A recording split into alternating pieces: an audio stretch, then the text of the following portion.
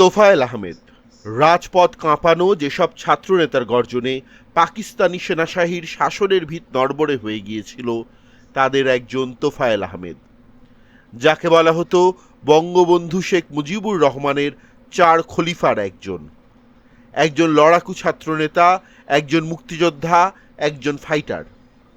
হাজারো রাজনৈতিক ঝঞ্ঝা মোকাবেলার শক্তি ছিল যার, তিনি বয়সের ভারে আজ নুইয়ে পড়েছেন।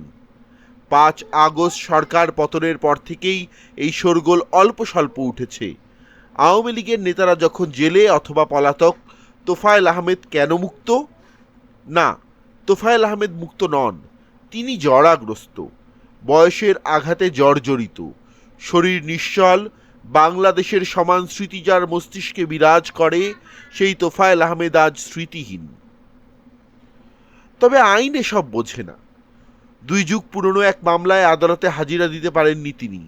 ফল, আদালত তার বিরুদ্ধে গ্রেপ্তারি পরোয়ানা জারি করেছেন।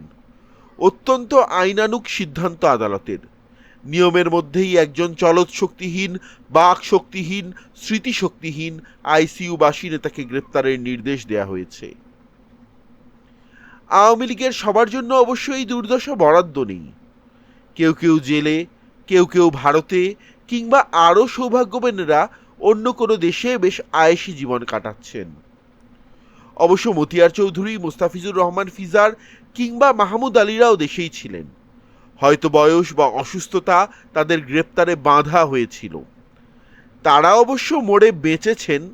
মৃত্যুর পর প্রাপ্য জাতীয় পতাকাটা হয়তো জোটেনি, কিন্তু অন্তত গ্রেপ্তারি পরোয়ানা তো পেতে হয়নি মুক্তিযুদ্ধের এই বীর সেনানীদের।